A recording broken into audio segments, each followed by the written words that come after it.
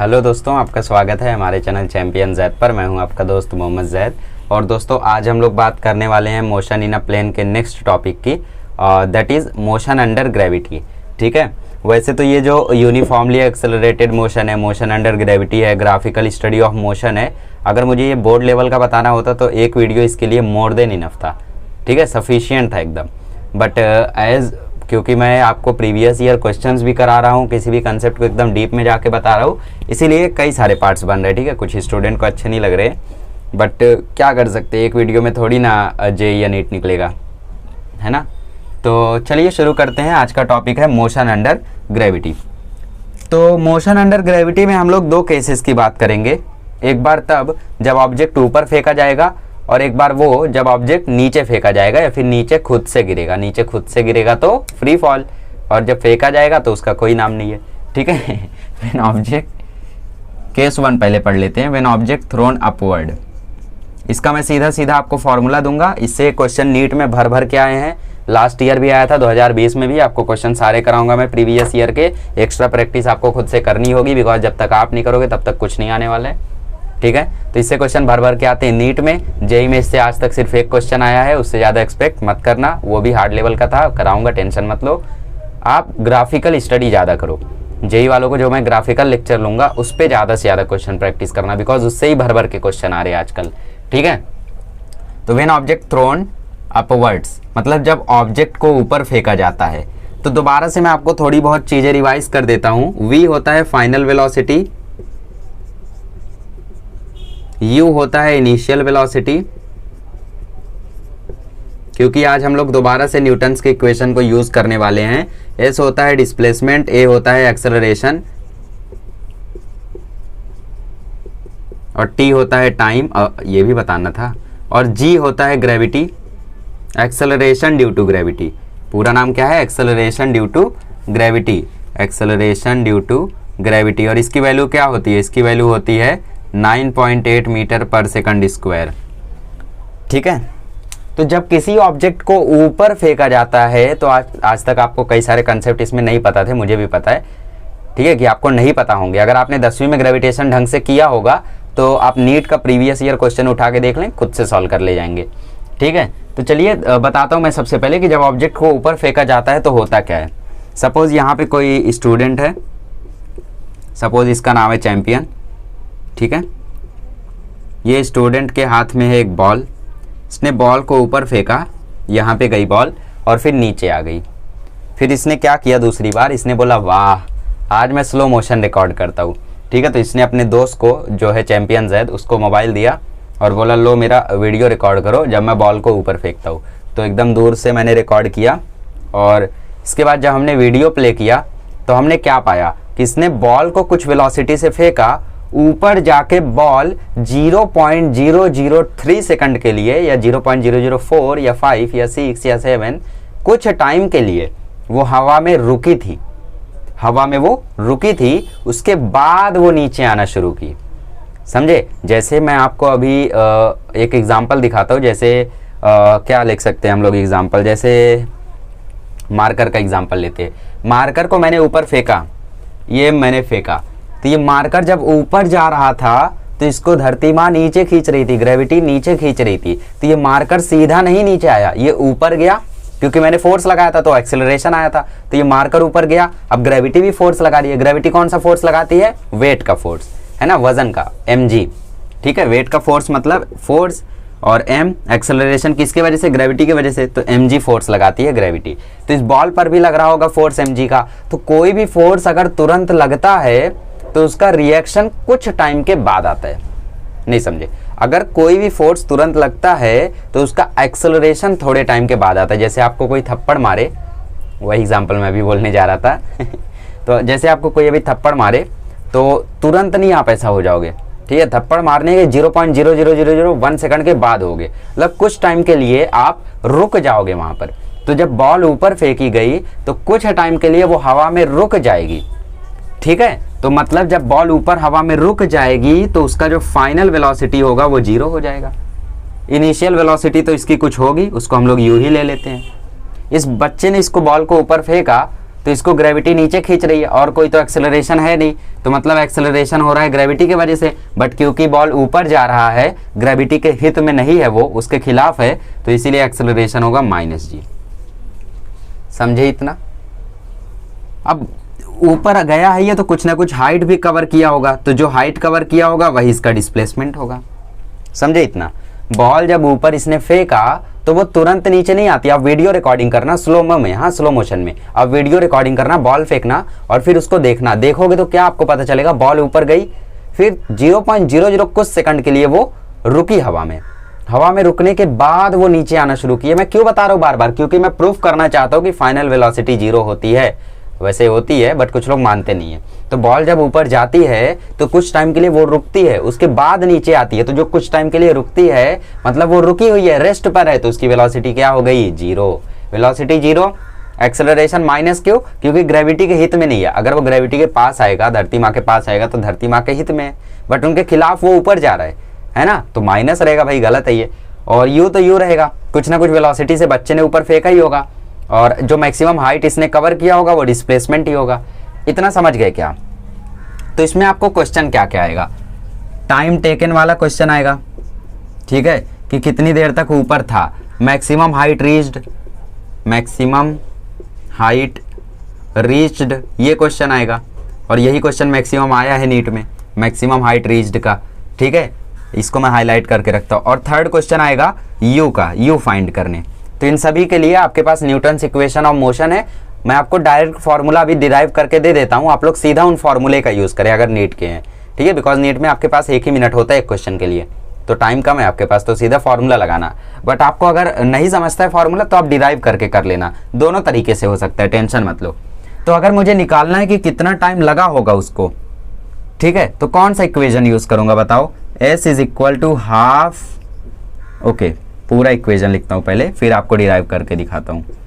अच्छा, ये वाला नहीं, V is equal to U plus AT, ठीक है। अब ये ऑब्जेक्ट ऊपर फेंका जा रहा है तो इसकी फाइनल वेलोसिटी तो 0 है, तो 0 is equal to U, acceleration gravity की वजह से बट नेगेटिव, तो -GT।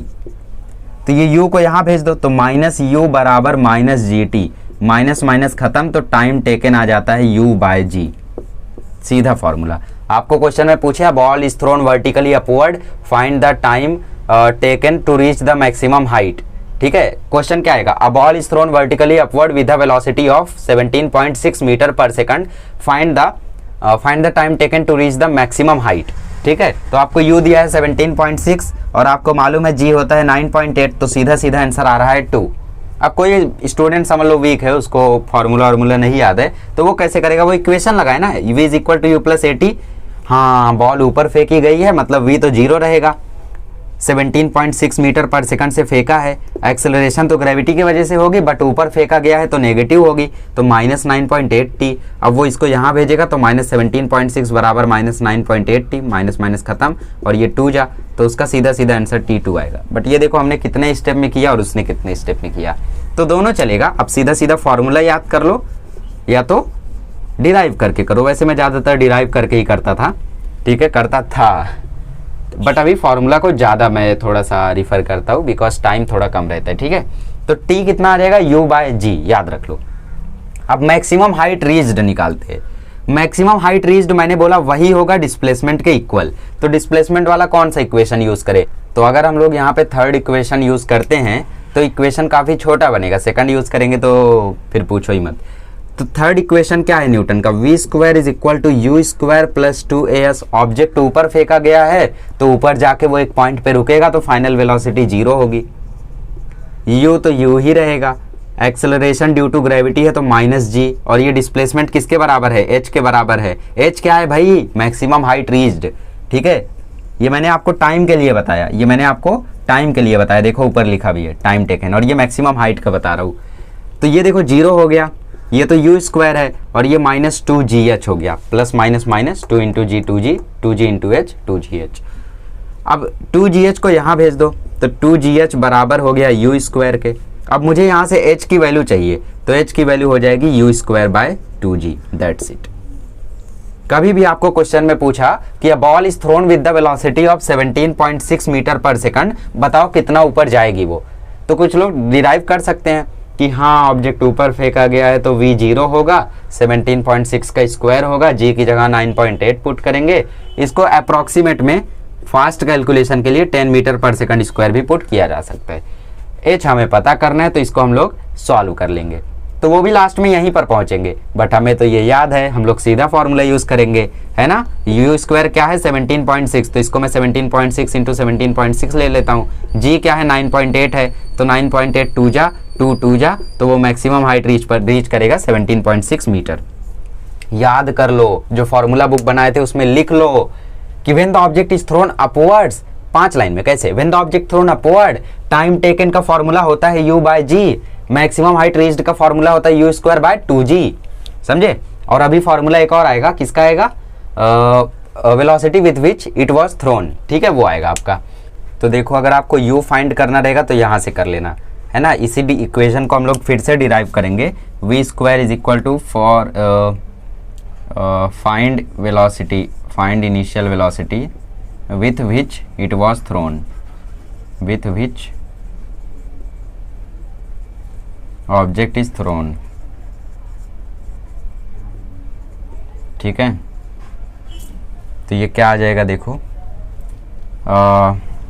v square is equal to u square plus 2as है, ठीक है, ये 0 है, ये u स्क्वायर है, ये 2 है, ये माइनस g है, ये s है, तो माइनस जी एस को यहाँ भेज दो, और ये है u स्क्वायर, हमें u पता करना है तो u ऐसे ही रहने दो, इस पे रूट ले लो, तो u का फॉर्मूला आ जाएगा √2gh, ठीक है। जो भी हाइट आपको दी हो उसको ग्रेविटी से मल्टीप्लाई करके 2 से मल्टीप्लाई करके रूट ले लेना, आपको पता चल जाएगा कितनी वेलोसिटी से फेंका गया था, ठीक है। तो ये टाइम आता है आपका कि कितनी देर में वो हाइट तक पहुंचा। कभी आपको पूछ सकता है टाइम ऑफ एसेंट, जिसको हम TA लिखते हैं, टाइम ऑफ एसेंट मतलब ऊपर जाते वक्त कितना रहा, तो वो क्या होगा, टाइम एसेंट होगा u बाय जी, और नीचे आते टाइम कितना टाइम लगा वो भी होगा u बाय जी। लेकिन एक कंडीशन है यहाँ पे कि एयर रेजिस्टेंस को हम लोग नेग्लेक्ट कर देंगे। एयर रेजिस्टेंस मतलब जैसे आप एक रुमाल को नीचे फेंको और एक घोड़े को नीचे फेंको किसको फेंको, एक बॉल को नीचे फेंको, बॉल पहले गिर जाएगी, क्योंकि बॉल हवा को काटती हुई जाएगी, रुमाल उस पर फ्लोट करती हुई जाएगी, तो वहाँ पे एयर रेजिस्टेंस को हम लोग ना के बराबर समझते हैं। जैसे आपकी टेक्स्ट बुक में पिछले साल एक वीडियो की लिंक दी हुई थी, जिसमें आप लोग जाओगे तो साइंस के पहले चैप्टर में, ठीक है, साइंस 1 के, तो उसमें आप जाओगे तो आपको दिखाएंगे वहाँ पे कि एक पंख को फेंका गया, एक बॉल को फेंका गया, दोनों सेम टाइम पे गिरे। कब, जब एयर रेजिस्टेंस हटा दी गई, हवा हटा दी गई। तो यहाँ पे हम लोग हवा को ना के बराबर मानते हैं। कभी कभी क्वेश्चन में आपको पूछ लेगा time of flight. Time of flight का मतलब क्या है कि टोटल टाइम, ऊपर जाते टाइम नीचे आते टाइम टोटल टाइम उसको कितना लगा, तो वो क्या होगा, वो एसेंट प्लस डिसेंट दोनों को जोड़ कर आएगा, ठीक है, तो वो होगा 2u बाय जी। इसको हम लोग बड़ा T से रिप्रेजेंट करते हैं। कभी आपको पूछा ऊपर जाने का टाइम तो u बाय जी, नीचे आने का टाइम u बाय जी, टोटल टाइम 2u बाय जी, ठीक है। तो सारे फॉर्मूले अच्छे से आप लोग नोट डाउन कर लो कि एक ऑब्जेक्ट मैक्सिमम हाइट रीच करते हैं तो h is equal to u square by 2g। एक ऑब्जेक्ट को टाइम कितना लगता है ऊपर जाने में, u बाय जी, नीचे आने में u बाय जी, टोटल टाइम 2u बाय जी, ठीक है। और इनिशियल वेलोसिटी पता करने के लिए √2gh, h की जगह s भी रख सकते हो, आपकी मर्जी। वैसे डिस्प्लेसमेंट h के बराबर होता है, मैंने आपको बता दिया। तो ये सारे फॉर्मूले हो गए जब एक ऑब्जेक्ट ऊपर फेंका जाता है। अब देखते हैं जब ऑब्जेक्ट नीचे फेंका जाता है तब क्या होता है, फिर करते हैं न्यूमेरिकल्स। चलिए, तो अब हम लोग फ्री फॉल देखते हैं। फ्री फॉल का डेफिनेशन आपको मालूम ही है, when the object is falling under the influence of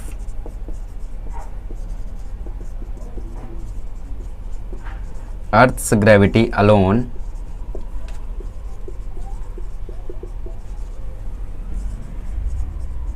then it is called as free fall. जब एक ऑब्जेक्ट सिर्फ अर्थ की ग्रेविटी के खींचने पर गिरता है तो उसे हम बोलते हैं फ्री फॉल, ठीक है। मतलब जैसे ये मार्कर है, ये मार्कर को मैंने यहाँ रखा है, इसको मैं छोड़ दूं तो इसको कौन नीचे खींच रहा है, ग्रेविटी नीचे खींच रही है और कोई खींच नहीं रहा है, ठीक है। तो फिर से हमारे पास यहाँ पे एक बिल्डिंग है, बिल्डिंग पे खड़ा है चैंपियन, चैंपियन के हाथ में है बॉल, बॉल को वो नीचे फेंक रहा है ग्राउंड फ्लोर पे, ठीक है, बॉल को वो नीचे ग्राउंड फ्लोर पे फेंक रहा है। तो इस बॉल को उसने जब नीचे फेंका तो शुरुआत में क्या था, देखो आपको इसमें क्वेश्चन क्या क्या आएगा, find the height of the building, बोलेगा एक बिल्डिंग पे एक बंदा खड़ा है या फिर सोया है, वो नीचे बॉल फेंक रहा है, इतनी वेलोसिटी से बॉल गई, तो बताओ बिल्डिंग की हाइट कितनी है। और क्या क्वेश्चन पूछेगा, क्वेश्चन पूछेगा कितनी वेलोसिटी से बॉल बिल्डिंग के ग्राउंड फ्लोर पर गिरेगी, या फिर कितनी वेलोसिटी से बॉल ग्राउंड पर गिरेगी। और क्या पूछेगा, और पूछेगा टाइम कितना लगा। 3 क्वेश्चन आएंगे, तीनों का सीधा सीधा फॉर्मूला देता हूँ। देखो तो जब ये देखो मार्कर मैंने अभी हाथ में पकड़ा हुआ है, इसके बाद मैंने इसको छोड़ा तो ये नीचे गिरा, तो क्या ये तुरंत नीचे गिरा होगा। जब मैंने ये मार्कर को पकड़ा है और मैंने इसे नीचे फेंका तो ये गिरा, तो क्या ये तुरंत नीचे गिरा होगा, नहीं, कुछ टाइम के लिए ये रुका होगा।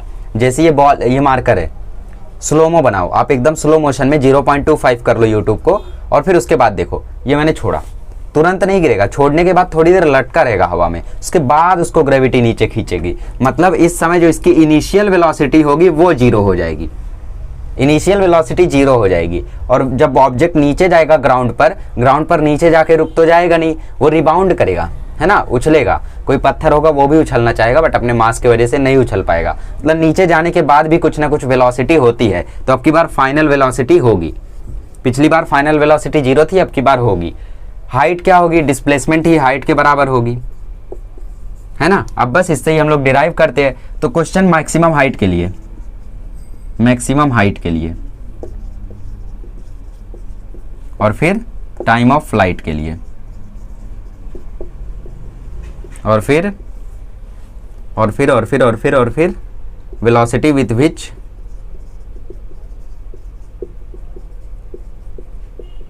Object hit the ground. बस इसके बाद ही हम लोग न्यूमेरिकल करेंगे, और कुछ है नहीं इसमें, ठीक है। अब यहाँ पे बस आपको एक चीज़ का ध्यान रखना होगा कि जो फॉर्मूले, जो शॉर्टकट मैं दे रहा हूँ वो तभी वैलिड हैं जब क्वेश्चन में ऊपर जाते समय या तो v0 है और नीचे आते समय या तो u0 है। कभी कभी बोलेगा कि उसने बॉल को फेंक ही दिया 20 मीटर पर सेकंड से, मतलब इस मार्कर को मैं ऐसे ना छोड़ के ऐसे छोड़ूं, ठीक है, ऐसे मैं पटक दूं, तो इस समय मैंने 0 से नहीं छोड़ा इसको मैंने वेलोसिटी दी, एक वेलोसिटी दी, ठीक है। तो वहां पे u0 नहीं होगा, यहाँ पे u0 नहीं होगा। तो ये फॉर्मूले तभी काम करेंगे जब यहाँ पे बोला होगा कि वो सिर्फ अर्थ की ग्रेविटी में गिर रहा है, या फिर बॉल को ऊपर फेंका गया, या फिर बॉल को नीचे फेंका गया, और क्वेश्चन में नहीं बोला कि कितने वेलोसिटी से फेंका गया, तो समझ लेना यहाँ पे शॉर्टकट वैलिड है, ठीक है। तो इसीलिए डेरिवेशन वाला थोड़ा सा ज़्यादा हेल्पफुल होता है। तो कोई नहीं, अभी मैं PYQs कराऊंगा तो वहाँ पे एक क्वेश्चन ऐसा आएगा, ठीक है, मैं आपको बताऊंगा। देखो मैक्सिमम हाइट रीच्ड के लिए हम लोग फिर से वही इक्वेशन लगाते हैं, v² = u² + 2as। अच्छा, एक्सेलरेशन कैसा होगा, अब की बार धरती माँ के पास आ रहा है, ग्रेविटी के पास आ रहा है, तो ग्रेविटी के हित में काम कर रहा है, मतलब अब की बार पॉजिटिव होगा। वैसे ऐसा नहीं होता है, हम लोग मान लेते हैं एक डायरेक्शन कि ऊपर जा रहा है तो नेगेटिव, नीचे आ रहा है तो पॉजिटिव, खुद से मान लेते हैं, ठीक है। तो v², देखो v तो अब की बार v है, u अब की बार 0 है, एक्सेलरेशन हो रहा है ग्रेविटी से, डिस्प्लेसमेंट है h, तो v² = आ गया 2gh, तो h की वैल्यू आ गई v² / 2g। बस ये फॉर्मूला लगा देना, चुटकियों में आंसर आ जाएगा। टाइम ऑफ फ्लाइट के लिए v = u + at, v तो v है, u तो 0 है, एक्सेलरेशन ग्रेविटी की वजह से, तो टाइम आ जाएगा v/g, बस उसका उल्टा, ठीक है। टाइम अब की बार v/g, और टोटल टाइम टोटल टाइम आ जाएगा 2v/g, ठीक है। टाइम ऑफ एसेंट, ये जब नीचे आता है ना ऑब्जेक्ट तो उसको बोलते हैं टाइम ऑफ डिसेंट। तो time of ascent, time of descent दोनों बराबर होंगे, दोनों ही v/g होंगे, टोटल टाइम 2v/g होगा। Velocity with which ball hit the ground, इसके लिए फिर से वही equation, v² = u² + 2as। v तो v है, u तो 0 है, एक्सेलरेशन ग्रेविटी है, और ये h है, तो v² आ गया 2gh, रूट ले लो दोनों साइड, तो v की वैल्यू आ जाएगी √2gh। वही फॉर्मूला है, सेम टू सेम है, बस u की जगह v है, u की जगह v है, u की जगह v है, ठीक है। ओके, तो कभी कभी आपको क्वेश्चन में v नहीं दिया होगा, आपको h दे देगा, ठीक है। तो आप लोग कैसे करोगे, तब आप लोग एक और फॉर्मूला लगा सकते हो। देखो s = ut + ½ at², तो यहाँ पे u तो 0 है, तो ये पूरा टर्म 0 हो जाएगा, तो ये बचा ½ gt², और डिस्प्लेसमेंट h की वजह से हो रहा है, तो 2h से मल्टीप्लाई होगा, ग्रेविटी नीचे आएगी, t पर स्क्वायर है, स्क्वायर को हटाएंगे तो इस पे रूट आ जाएगा, तो ये एक और फॉर्मूला आप यूज कर सकते हो, ठीक है। फॉर्मूला क्या है, √2h/g। कब, जब आपको हाइट दी हो, वेलोसिटी ना दी हो, ठीक है, तो आप लोग ये फॉर्मूला यूज़ करोगे। तो ये हो गई मोटी मोटी बातें, एक बार मैं चेक कर लेता हूँ क्या सारे कंसेप्ट कवर्ड हैं। तो अब आपको ये चैप्टर में बहुत सारे फॉर्मूले मिलने वाले हैं, पहले ही वार्न कर चुका हूँ मैं, तो एक और बार वार्न कर रहा हूँ, बहुत सारे फॉर्मूले मिलेंगे। तो 100 पेज की एक फार्मूला बुक बना लो, उसमें सारे फॉर्मूले नोट करते चलो। अब यहाँ पे क्या लिखोगे, ड्यूरिंग फ्री फॉल लिखोगे मैक्सिमम हाइट का formula h is equal to v²/2g, time of flight का फॉर्मूला 2v/g, टोटल का एक का निकालना है तो v/g। जैसे आपको पूछा time taken to go downward, तो वहां पे ये लगा दोगे। पूछा total time taken in the motion, तो वहां पे ये लगा दोगे। फिर क्वेश्चन में अगर आपको h दिया है तो ये लगा दोगे। सपोज हाइट दी है आपको, चलो जाने दो, क्वेश्चन तो अभी कराऊंगा ही, ठीक है। तो यहाँ पे आपको क्या बोला है, यहाँ पे आपको बोला है कि कितने वेलोसिटी से वो ग्राउंड को हिट करेगा, तो वहाँ पे लगा देना v is equal to √2g। सारे फॉर्मूले कवर्ड है, अच्छे से लिख लो इनको, जितने अच्छे से लिख सको। अब मैं आपको करा देता हूँ कुछ अच्छे अच्छे न्यूमेरिकल्स और PYQs। तो चलिए अपने सफ़र को शुरू करते हैं 2001 से।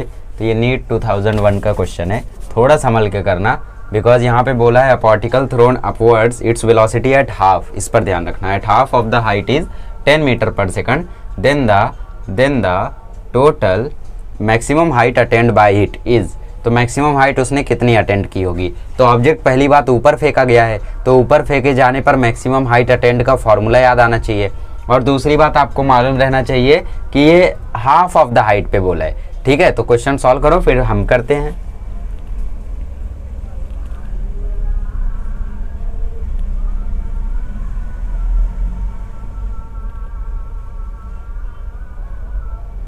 हो गया, चलो देखो। तो हमने फॉर्मूला बताया था h is equal to u²/2g ऊपर जाते समय, है ना। u हमको दिया हुआ है, बट क्वेश्चन में बोला है हाफ ऑफ द हाइट। तो अगर टोटल हाइट ये है, अगर टोटल हाइट हमने मान लिया कि let us assume that total height is h, तो हाफ हाइट क्या हो जाएगी, हाफ हाइट हो जाएगी h/2, है ना, यही तो हो जाएगी। तो यहाँ पे हमने मान लिया कि ये टोटल हाइट h है, तो हाफ हाइट क्या हो जाएगी, हाफ हाइट हो जाएगी h/2। तो हमें h की वैल्यू करनी है पता, तो जहाँ पे h था वहाँ पे h/2 रख दो, बस हो गया क्वेश्चन सॉल्व। h/2 u² मतलब 10 का स्क्वायर, 2 इंटू जी को हमेशा 10 रखा करो, 10 इसका स्क्वायर काट देगा, तो h/2 इज इक्वल टू 10/2, 2 5 जा 10, h की वैल्यू आ गई 10 मीटर। कितना इजी क्वेश्चन था बताओ। कुछ लोग इसमें ड्राइंग बनाएंगे, मतलब डायग्राम बनाएंगे, आधे पे ये वेलोसिटी रखेंगे, फिर वहाँ से हाइट निकालेंगे, ऐसा नहीं करना है आपको। 1 ही मिनट रहता है वहाँ पे, ठीक है। तो 1 मिनट में क्वेश्चन सॉल्व होना चाहिए। टोटल हाइट हमने मान लिया h है, तो इसकी आधी हाइट हो जाएगी h/2, तो हमने h की जगह h/2 पुट किया, तो हमें h की वैल्यू मिल गई। और ये h क्या है, h ही तो टोटल हाइट है। ऐसे क्वेश्चन कई बार रिपीट हुए नीट में, सब कराता हूँ, ठीक है। तो 10 metre is the correct answer. चलो नेक्स्ट क्वेश्चन देख। चलिए, तो थोड़ा सा घुमा दिया है यहाँ पे, क्वेश्चन 2002 का सवाल है, थोड़ा सा हिला दिया है क्वेश्चन, ठीक है। तो ये क्वेश्चन अब सॉल्व करो, देखो होता है क्या। इसके लिए आपको इक्वेशन बनाना होगा, सीधा फॉर्मूले से काम नहीं चलेगा। That's why you should know both things. खाली ट्रिक मत समझो, आप ट्रिक के साथ कंसेप्ट को भी समझो, ठीक है। खास करके जेई वाले, नीट वाले अगर सिर्फ ट्रिक याद करके चलते हैं तो 50% चांस रहता है लग जाए, बट जेई का सिर्फ 20% चांस होता है। तो ट्रिक पर कभी मत भागना, ठीक है। चलो यहाँ पे हम लोग क्या करेंगे, इक्वेशन बनाते हैं और फिर शॉर्टकट नहीं लगाएंगे। यहाँ पे मैंने अभी बताया कि शॉर्टकट जल्दी तो पहुँचा देगा, बट सही जगह पर नहीं पहुँचाएगा, ठीक है। उल्टा वो घुमा ही देगा आपको, जैसे आप लोग गली में शॉर्टकट ढूंढते हो, कहीं और पहुँच जाते हो। तो यहाँ पे क्या है देखो, ऑब्जेक्ट ऊपर फेंका गया, ऊपर फेंका गया तो v 0 होगा, u तो u होगा, एक्सेलरेशन -g होगा। तो पूछा है आखिरी के t सेकंड में वो कितना ट्रेवल करेगा, ठीक है। तो टोटल टाइम हम t ले लेते हैं, और ये आखिरी के t सेकंड का वो पूछ रहा है। तो v इज इक्वल टू होता है u प्लस at, v तो 0 है, u तो u है, एक्सेलरेशन -g है, टोटल टाइम t, तो gt बराबर आ गया u, तो t आ गया u/g। अब कुछ लोग बोलेंगे ये तो पहले से पता था, चलो ठीक है, हो जाता है कभी कभी। तो s is equal to ut plus half at² होता है, ठीक है। तो हमें t निकालना है, तो इस इक्वेशन को ही यूज़ करना होगा। अब क्या आएगा देखो, s की जगह s, ठीक है, u तो u होगा, तो u की जगह मैं क्या पुट कर सकता हूँ, u की जगह यहाँ से मैं gt पुट कर सकता हूँ, है ना। तो gtt, यहाँ से देखो u की वैल्यू क्या आ रही है, gt आ रही है, तो u की जगह मैंने gt पुट कर दिया और ये t कर दिया कॉपी। हाफ माइनस जी और ये टी स्क्वायर, तो टी ले लो कॉमन, तो अंदर बचा जी टी माइनस हाफ जी। ठीक है, तो कॉमन ना लेके भी आप लोग कर सकते हो इस क्वेश्चन को। कैसे कर सकते हो देखो, ओके देखो ये टी है, ठीक है, ये भी तो वही टी है, बस मैंने बड़ा लिख दिया। ठीक है, ये देखो वही टाइम है, कुछ अलग नहीं है। तो ये आ जाएगा देखो G T square minus half G T square, है ना, ये माइनस यहाँ आ गया हाफ जी टी स्क्वायर, तो एक जी टी स्क्वायर में से आधा जी टी स्क्वायर बच जाएगा, तो बचेगा आधा जी टी स्क्वायर। तो यही तो पूछा था, the distance covered in the last T second, तो लास्ट टी सेकंड होगा हाफ जी टी स्क्वायर। समझ गए कैसे किया हम लोगों ने? ये फॉर्मूला हमें पता था, ये फॉर्मूला हमने लगाया, यू की जगह जी टी हमने पुट किया, तो ये हो गया जी टी स्क्वायर, ये फॉर्मूला है, डायरेक्ट आंसर आ गया। काफ़ी इजी था, बट हो सकता है आप घूम गए हो। ओके, तो 2 क्वेश्चन और है, एक क्वेश्चन इजी है, आपने ऐसा ऑलरेडी कर लिया, 2005 में रिपीट हुआ है। एक और क्वेश्चन है जो थोड़ा सा डिफरेंट है, 2005 का ही, एक ही साल में 2-2 सवाल, क्योंकि 45 क्वेश्चन आते हैं, तो ऐसा हो सकता है कि एक ही कंसेप्ट पर 2-2 क्वेश्चन आ जाएं। ठीक है, तो बी प्रिपेयर्ड फॉर एवरीथिंग, ऐसा नहीं करना है कि कोई एक टॉपिक छोड़ देना है, पता चला उसी टॉपिक से 5 सवाल आ गए। हो सकता है, आ जाते हैं कभी कभी। अब all is thrown vertically upwards, अरे अभी तो किया था हम लोगों ने। हाइट क्या रहेगी यहाँ पे? हाइट रहेगी h/2, है ना, तो कितना हाइट वो कवर करेगी? तो h का फॉर्मूला हमने देखा था u²/2g, तो h/2 रखेंगे यहाँ पे, क्योंकि आधी हाइट पर वेलोसिटी दी है। कितनी दी है भाई? 10 का स्क्वायर। अरे same to same question, same to same question, OMG। तो ये जो प्रीवियस ईयर क्वेश्चन होते हैं ना, ये खजाना होते हैं तुम्हारे लिए, तो प्रीवियस ईयर क्वेश्चन जरूर लगाओ। देखो सेम टू सेम क्वेश्चन, मुझे मतलब यकीन ही नहीं हो रहा है, तो मुझे पता ही नहीं था यार कि सेम टू सेम क्वेश्चन है।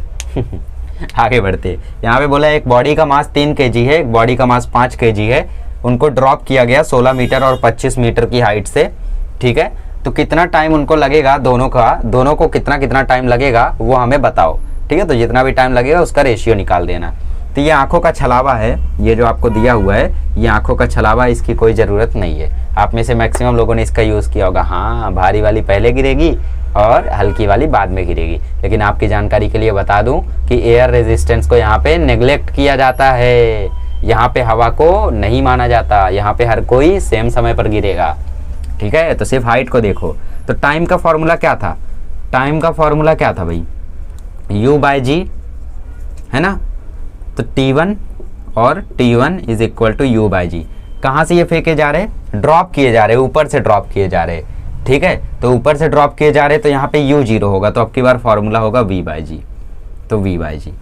ओके, तो यहाँ पे देखो हाइट आपको दिया हुआ है, v नहीं दिया हुआ है, तो हाइट नहीं, तो हाइट वाला फॉर्मूला ही हम लोगों को यूज़ करना पड़ेगा। हाइट वाला फॉर्मूला था √2h/g। ठीक है, t is equal to √2h/g। ये दूसरे के लिए, ये पहले के लिए।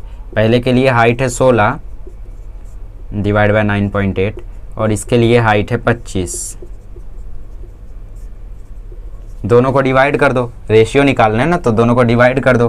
तो T1/T2, ये देखो 9.8 खत्म हो जाएगा, तो आ जाएगा 32/50। ठीक है, तो अब क्या करोगे? दोनों साइड स्क्वायरिंग कर दो ना। स्क्वायरिंग करोगे तो T1² divide by T2² is equal to 32/50, तो 16/25 आ जाएगा। अब 16/25 पे रूट ले लो, 16/25 पे अब रूट ले लो।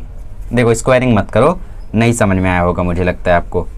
ठीक है, देखो ऊपर लेकर जाता हूँ मैं, T1 डिवाइड बाय T2, ऊपर से देखो 2 बाहर निकालो रूट से, तो अंदर बचेगा 16, इधर से 2 बाहर निकालो तो अंदर बचेगा 25, 2 खत्म।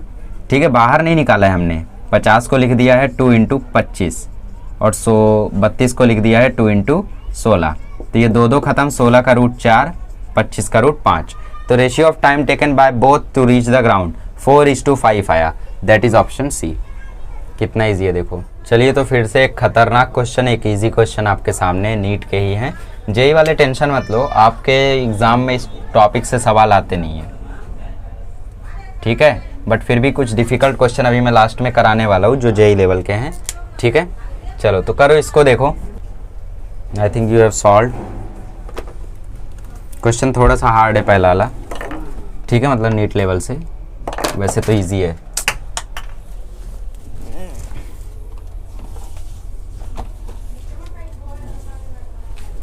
इंक की बॉटल सेटल नहीं हो रही है। आओ देखते हैं। A ball is dropped from a high rise platform, ऊपर काफ़ी है वो प्लेटफॉर्म, ठीक है, t is equal to 0 second पर, और एक उसके बाद एक और बॉल को ड्रॉप किया जाता है 6 सेकंड के बाद, ठीक है, आफ्टर 6 सेकंड। अब पूरी इंफॉर्मेशन हो गई, अब ट्राई कर लो, ठीक है, पहले हो सकता है आंसर ना आया हो। तो 6 सेकंड के बाद एक और बॉल फेंकी जाती है सेम प्लेटफॉर्म से, तो मतलब प्लेटफॉर्म सेम है, मतलब हाइट जो कवर करेंगे वो तो सेम रहेगा, ठीक है।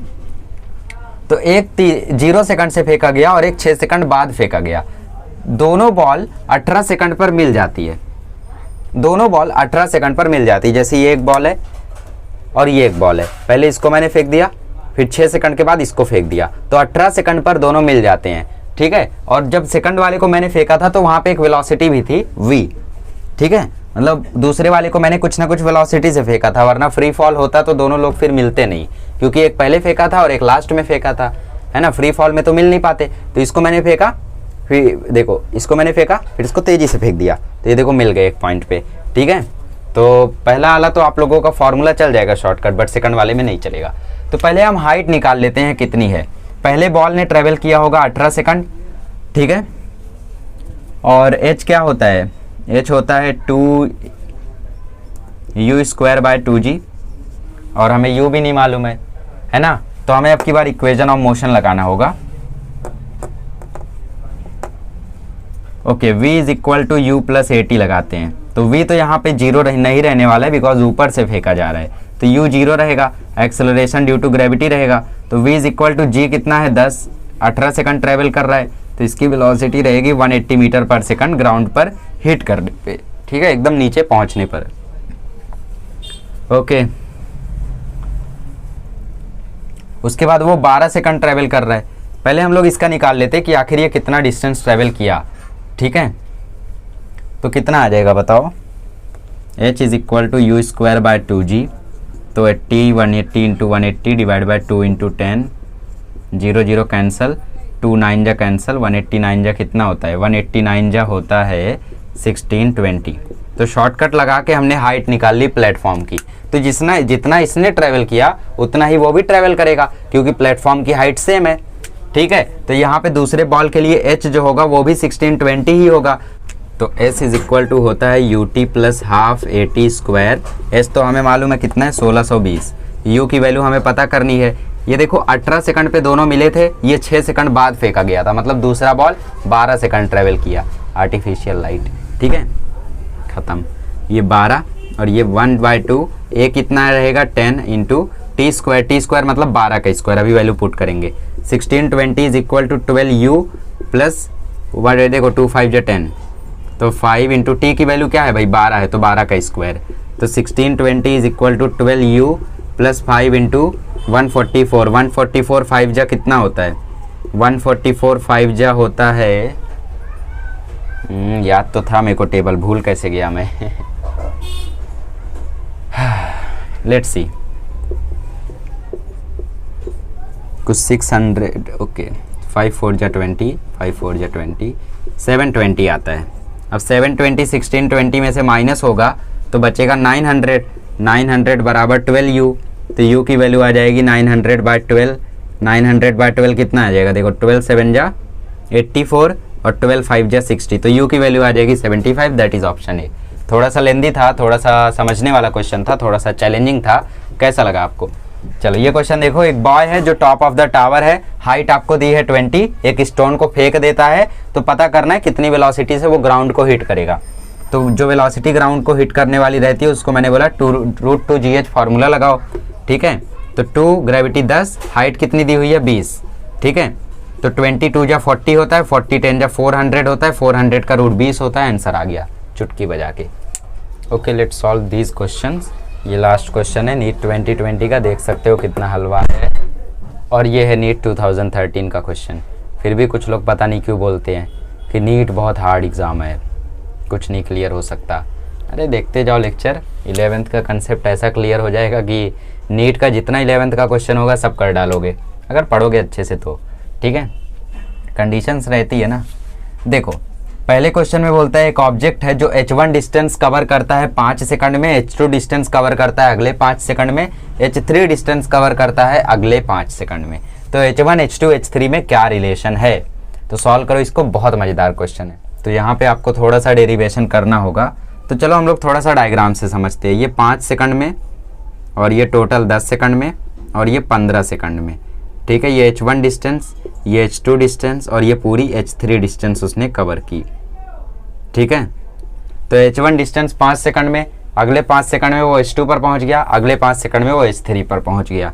तो कुछ लोग यहीं चूक गए होंगे। तो s इज इक्वल टू होता है हाफ gt स्क्वायर, ये है h1, तो हाफ ग्रेविटी 10, टाइम लगा 5 का स्क्वायर, 2 पंजा 10, तो h1 आ गया 125। फिर h2 देखते हैं, s is equal to half gt square, तो h2 is equal to half into 10 का स्क्वायर, तो 2 5 जा 10। तो ये h2 जो होगा, ये h2 क्या होगा, h1 प्लस h2 होगा। आप टोटल टाइम ले रहे हो तो टोटल हाइट भी लोगे, है ना। तो ये h1 प्लस h2 होगा और ये हो गया 500। तो आपको h1 की वैल्यू पता है 125 है, तो आपको h2 की वैल्यू पता चल जाएगी।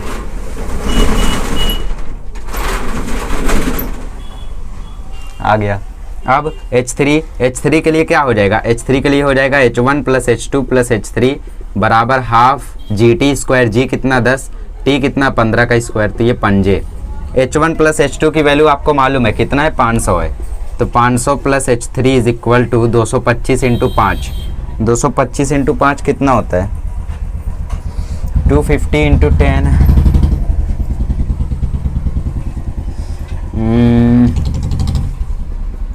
5 50 25, 5 दूनी 10, 5 दूनी 10, 1125। अब 1125 में से 500 माइनस कर दो तो आपको मिल जाएगा 625। तो ये h1 h2 h3 आपको मिल गया है। तो ऑप्शन एलिमिनेट करते हैं। कौन सा ऑप्शन एलिमिनेट हुआ, थर्ड वाला तुरंत एलिमिनेट हो गया क्योंकि तीनों बराबर नहीं है। सेकंड वाला h1 जो है वो इसका डबल है, h2 का डबल है, ये भी एलिमिनेट हो गया। h2 जो है वो h1 का ट्रिपल है, हाँ ये ठीक है। h3 जो है वो h2 का ट्रिपल है, नहीं ये गलत हो गया। तो ऑप्शन डी ही करेक्ट होगा। कैसे, देखो सेटिस्फाई करना चाहिए, h2/3 जो है वो h1 के बराबर रहना चाहिए। h2 कितना है 375, 375 को 3 से डिवाइड करो तो 125 आ रहा है, देखो h1 के बराबर। फिर बोलता है h3/5 करो तो वो भी h1 के बराबर आना चाहिए। इसको 5 से अगर डिवाइड करोगे तो 125 आएगा, देखो वो बराबर आ रहा है। तो कैसे किया दोबारा जान लो। सबसे पहले हमने डायग्राम बना लिया, h1 में 5 सेकंड, h2 डिस्टेंस जो होगी वो h1 प्लस h2 होगी, है ना। अगले 5 सेकंड में ये डिस्टेंस, अगले 5 सेकंड में ये डिस्टेंस। तो हम लोगों ने कैसे लिखा, displacement is equal to h1, और फिर दूसरे डिस्प्लेसमेंट में h1 प्लस h2 होगा, फिर तीसरे डिस्प्लेसमेंट में ये हाइट तीनों हाइट होगी, तीनों हाइट का सम होगा, ठीक है, और टाइम भी तीनों का होगा। अब ये लास्ट ईयर का क्वेश्चन है, देखो कितना हलवा आया था। ये देखो लास्ट ईयर नीट का सवाल, इसको कोई 10वीं के स्टूडेंट को अगर ग्रेविटेशन ढंग से आता होगा ना, जैसे मैं, वो भी कर ले जाएगा। तो यहाँ पे बोला इतनी वेलोसिटी से नीचे फेंका गया, ध्यान रखना इतनी वेलोसिटी से फेंका गया, फ्री फॉल नहीं हो रहा है, वेलोसिटी दी गई है, तो मतलब इनिशियल वेलोसिटी 0 नहीं होगी, इनिशियल वेलोसिटी होगी 20 मीटर पर सेकंड। ग्राउंड को हिट कर रहा है 80 मीटर पर सेकंड से, तो final velocity 80 metre per second. Height of the tower पता करना है तो थर्ड इक्वेशन ऑफ मोशन लगा दो, v square is equal to u square plus 2as। v square मतलब 80 का स्क्वायर, u स्क्वायर मतलब 20 का स्क्वायर, एक्सेलरेशन ड्यू टू ग्रेविटी 10 और हाइट करनी है पता। 80 का स्क्वायर होता है 6400, 20 का स्क्वायर होता है 400 और ये 20h, 400 इसको माइनस करेगा तो आ जाएगा 6000 इज इक्वल टू 20h, 0 0 खत्म, h की वैल्यू आ गई 300 मीटर, ठीक है, दैट इज ऑप्शन सी। अभी भी कुछ लोग बोलेंगे कि नीट हार्ड होता है, नहीं हार्ड नहीं होता है, बस हम क्या करते हैं, हम गलतियां ये करते हैं कि हम 11th 12th सारे कंसेप्ट, सारे फॉर्मूले, सारे नोट्स, सारी चीज़ें रिवाइज नहीं रख पाते हैं, जिसकी वजह से हमारे मार्क्स चले जाते हैं। गलतियां आप करते हो, ठीक है, नीट हार्ड नहीं है, आप सॉफ्ट हो रहे हो, थोड़ा सा हार्ड बनो, अच्छे से प्रैक्टिस करो तब ना कुछ होगा। चलो अब एक जेई का क्वेश्चन करा देता हूँ, फिर एक HCV का न्यूमेरिकल करा दूंगा। तो जेई वालों के लिए एक PYQ गलती से आ गया था, जेई में कब आया था, 2004 में गलती से आ गया था। तो क्वेश्चन में पूछ रहा है कि एक बॉल है जिसको रिलीज किया गया टावर h हाइट से, t सेकंड में वो ग्राउंड पर पहुंच जाता है, तो t/3 में वो कितना दूर रहा होगा ग्राउंड से, ठीक है। तो आपके ऑप्शन है 8h/9 from the ground, 7h/9 from the ground, h/9 from the ground, 7h/18 from the ground. From the ground ध्यान रखना, ठीक है, मतलब ग्राउंड से इतना दूर। तो सॉल्व करो इसको, देखो क्या आता है आंसर। आपको जेई में क्वेश्चन कैसे आते हैं, ग्राफिकल क्वेश्चन ज़्यादा आते हैं, ठीक है, graphical question, relative motion, projectile वाले, ये सारे क्वेश्चन ज़्यादा आपको दिखेंगे। तो वो टॉपिक, इसके बाद एक और वीडियो आएगा that is non uniform acceleration, और इसके बाद आएगा ग्राफ, ठीक है, ग्राफ के बाद प्रोजेक्टाइल मोशन वाला वीडियो आएगा। तो ये जो 2 चैप्टर हैं, motion in a plane, laws of motion, इनके तो कई सारे वीडियोस बनने वाले हैं, बट इनके बाद जितने भी चैप्टर हैं सबके बहुत कम वीडियोस बनेंगे, बहुत जल्दी कंप्लीट होगा सिलेबस। बट एक बार लॉज ऑफ मोशन और ये कंप्लीट हो जाए तब, ठीक है। तो एक बॉल को टॉप ऑफ द टावर से रिलीज किया गया, तो इक्वेशन लिखो ना, S = ½ GT²। रिलीज किया गया मतलब क्या, फ्री फॉल हो रहा है। तो टी टाइम में वो पूरा कवर कर लेता है हाइट h, तो h हाइट कवर कर लेता है टी टाइम में, इक्वेशन 1। तो h डैश कवर कर लेता होगा t/3 सेकंड में, है ना। तो h डैश हो गया ½ GT²/9। हमें क्या निकालना है, हमें निकालना है उसकी हाइट क्या थी t/3 सेकंड पे, मतलब हमें h डैश की वैल्यू चाहिए। तो कैसे आएगी बताओ, दोनों को हम क्या करते हैं, डिवाइड कर देते हैं एक दूसरे से, ठीक है, एक दूसरे से डिवाइड कर देते हैं। तो h/h डैश ½ G कट जाएगा, t² कट जाएगा, तो h/h डैश आ जाएगा 1/9, ठीक है। तो h डैश की वैल्यू आ जाएगी 9h। ओ भाई मारो मुझे, ठीक है, ये 9 देखो ऊपर चला जाएगा, तो ये 9/1 आ जाएगा। तो h डैश की वैल्यू आ जाएगी h/9, है ना, 9 यहाँ जाएगा, h डैश यहाँ जाएगा, यस। देखो इक्वेशन ऐसा बनेगा, 9h डैश बराबर h, तो h डैश की वैल्यू आ जाएगी h/9।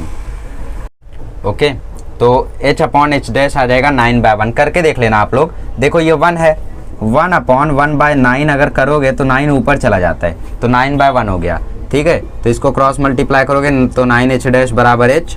तो h डैश क्या है, h डैश है distance covered in t/3 second. तो ये हम लोगों का h डैश का वैल्यू है। तो क्या ऑप्शन सी करेक्ट है?